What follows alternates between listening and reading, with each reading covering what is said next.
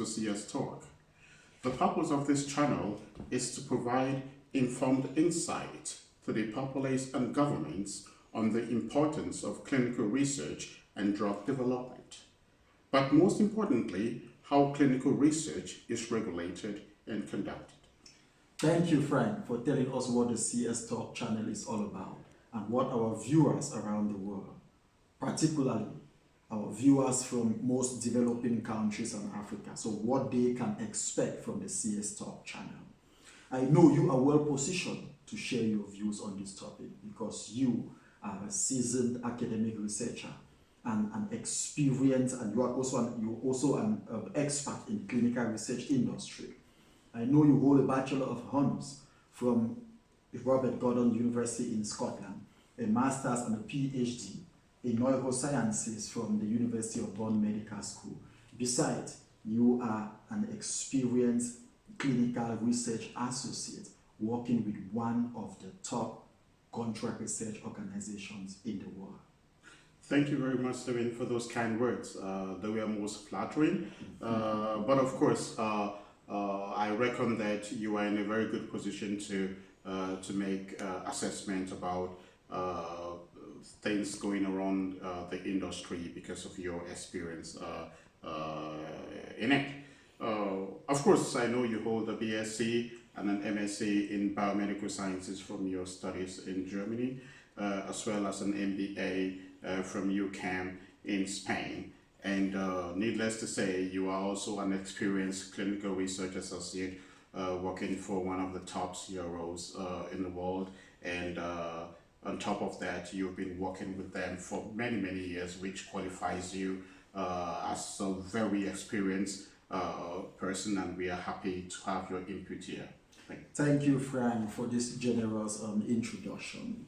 Now, considering the fact that you are a scientific researcher and you are currently working with one of the top contract research organizations in the world, I want you to share your views with our viewers around the world on the topic of coronavirus infection.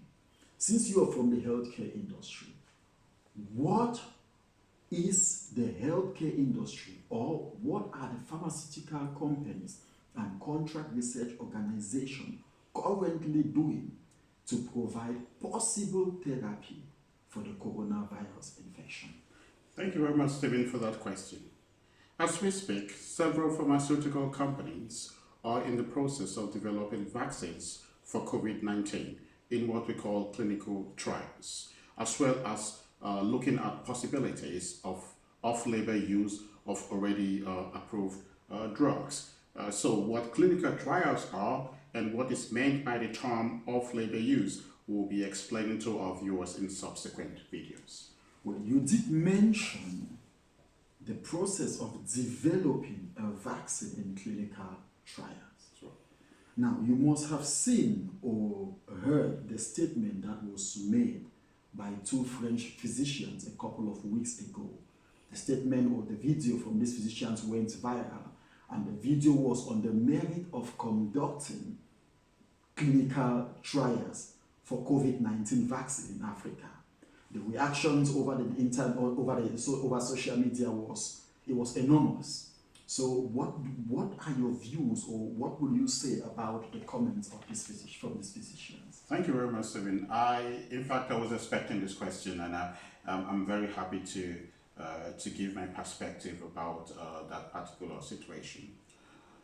Going back to history, clinical research has been a very controversial and sensitive topic in many communities. That is not surprising when you think about experiments carried out by physicians in Germany during the so-called Third Reich, to experiments conducted on African American men in the Tuskegee syphilis experiment in the US. It is only understandable that persons from these affected communities are sensitive to such statements as they were made by these French physicians. That said, though, it is also important to analyze the statements that were made and put them into perspective with regards to how clinical trials are regulated and conducted today both at international and also at the national level, and probably also at the local level as well. In most countries, there are regulatory institutions or body, if you will, in place charged with the responsibility of overseeing the proper and ethical conduct of clinical trials within a given jurisdiction. These institutions are careful to ensure that lawful conduct of clinical trials in their jurisdiction. Hence, no trial can be conducted in that given domain without the necessary approvals in place.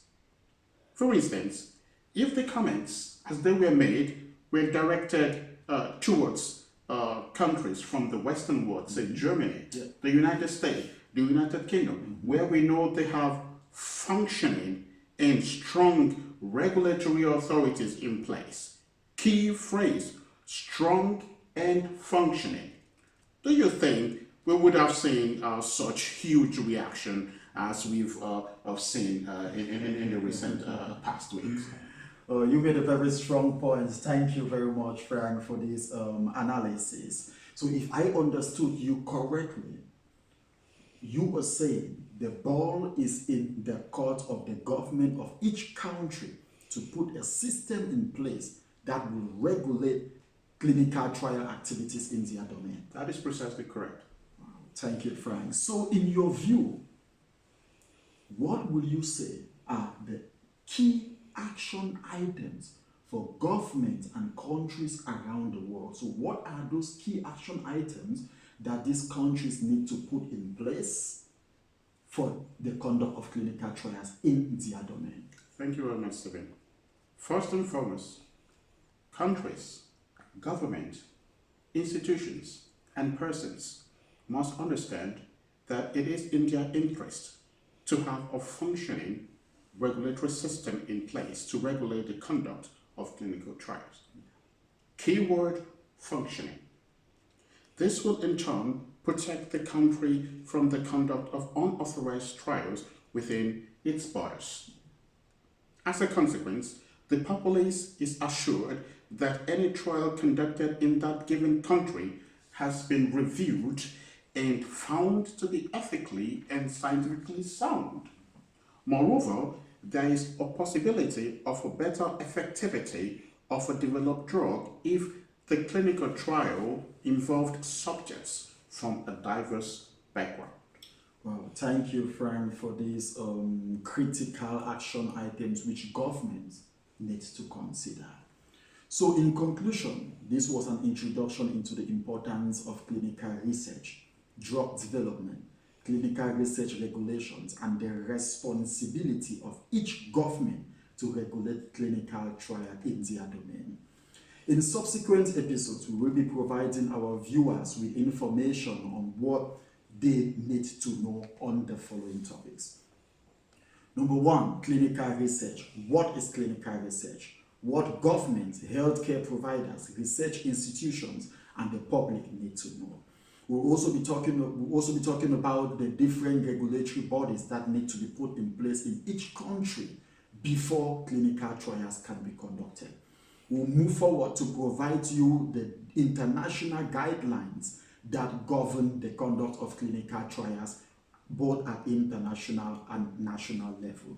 One of such guidelines, or the main guideline, is what is commonly known as ICH-GCP. We'll also give you information why countries around the world, developing countries and African countries, should be open to clinical trials. We are also going to be talking about the importance of telemedicine, an alternative form of providing health care services to patients. Thank you for staying and listening to us. Should you have any questions, comments, or critics, please feel free to reach out to us. Please do not forget to share and like the content of this video. Thank you, Frank, for taking the time to share your views on this topic with our audience. Many thanks, We look forward to having you. Happy to be here. Thank you. Thank you, Stephen.